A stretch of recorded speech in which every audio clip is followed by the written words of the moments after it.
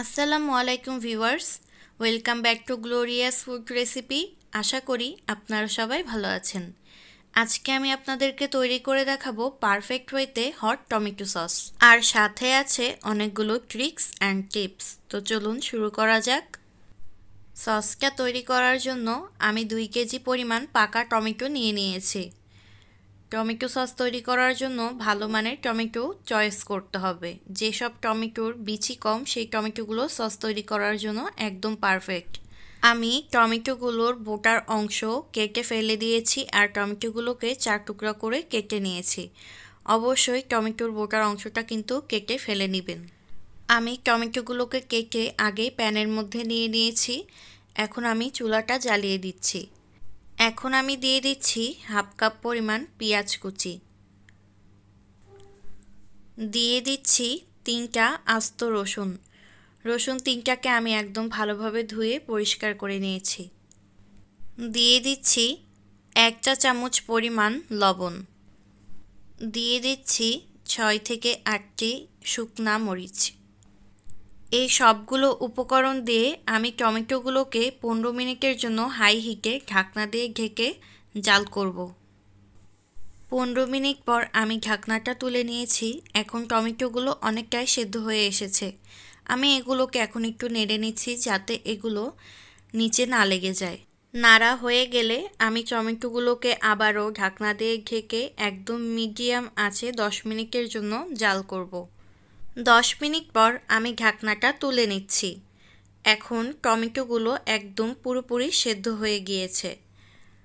আমি এগুলোকে এখন নামিয়ে নিব আর ঠান্ডা করে নিব ব্লেন্ড করে নেওয়ার জন্য। টমেটোগুলো ঠান্ডা করে নিয়েছি। এখন এগুলোকে আমি ব্লেন্ড করে নিব। এখন আমি একটা চামচ দিয়ে গ্রাইন্ডারে টমেটোগুলো দিয়ে দিচ্ছি। মনে রাখবেন টমেটোটা সেদ্ধ করে নেওয়ার সময় কিন্তু কোনো রকম পানি দেওয়া যাবে না। টমেটো থেকে এমনিতেই অনেক পানি বের হবে। টমেটোগুলোকে একদম মিহিভাবে ব্লেন্ড করতে হবে। টমেটোগুলো ব্লেন্ড করা হয়ে গিয়েছে। এখন আমি টমেটোগুলোকে ছাঁকনি দিয়ে ছেঁকে নেব। আমি একটা চামচের সাহায্যে এভাবে নেড়ে নেড়ে টমেটোটাকে ছেঁকে নিচ্ছি। টমেটোটা ছেঁকে নেওয়ার পর এরকম যে অবশিষ্ট অংশটা রয়েছে এটাকে আমি ফেলে দিব। এখন আমি সসটাকে একদম লো হিটে জাল করব। আপনারা এই পর্যায়ে কিন্তু সসটাকে টমেটো পিউরি হিসেবে ডিপ ফ্রিজে সংগ্রহ করতে পারেন, আর যে কোনো সময় এটাকে নামিয়ে সস বানিয়ে রাখতে পারেন।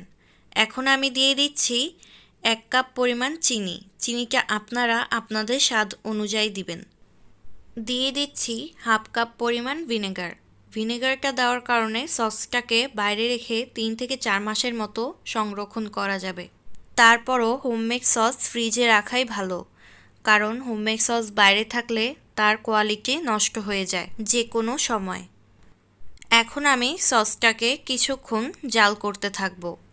সসটা এখন অনেকটাই ঘন হয়ে এসেছে আর এটার রঙও অনেকটা পরিবর্তন হয়ে এসেছে।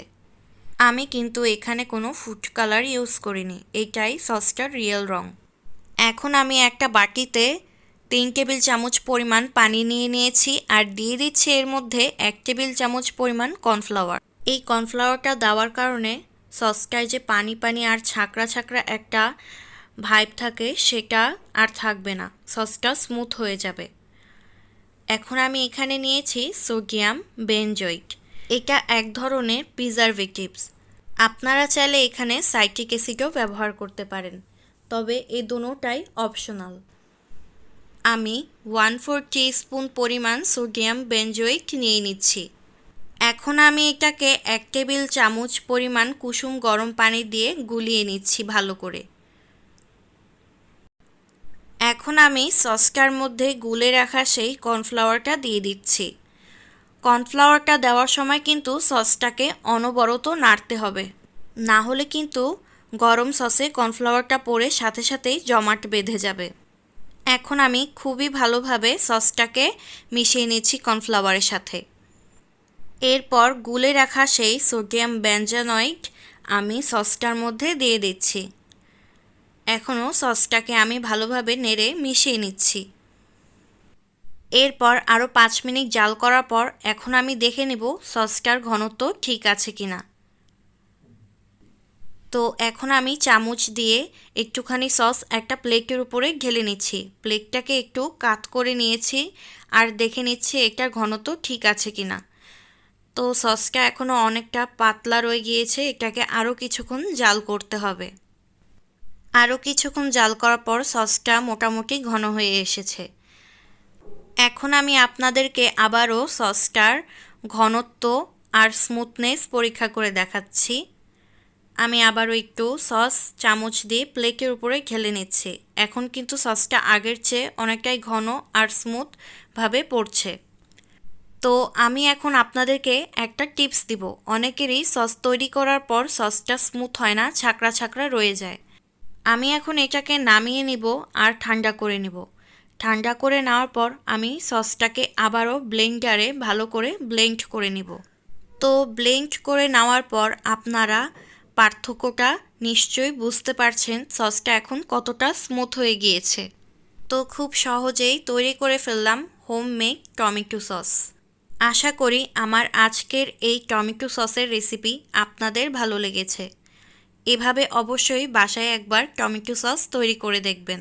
সসটা তৈরি করে নেওয়ার পর ব্লেন্ড করে নেওয়ার কারণে আগের চেয়ে অনেক বেশি স্মুথ হয়েছে, সেটা এখন আমি আপনাদেরকে দেখাচ্ছি। আশা করি ভিডিওতে বোঝা যাচ্ছে, তবে রিয়েল লাইফে আরও বেশি বোঝা যাচ্ছিল। তো আমার রেসিপিগুলো যদি আপনাদের ভালো লেগে থাকে তাহলে অবশ্যই আমার চ্যানেলটিকে সাবস্ক্রাইব করবেন এবং পাশে থাকা বেল আইকনটি বাজিয়ে দিবেন পরবর্তী ভিডিওর নোটিফিকেশন সাথে সাথে পেয়ে যাওয়ার জন্য। আজ এই পর্যন্তই, আবারও আসবো অন্য কোনো নতুন রেসিপি নিয়ে। ততদিন পর্যন্ত সবাই ভালো থাকবেন। আল্লাহ হাফেজ।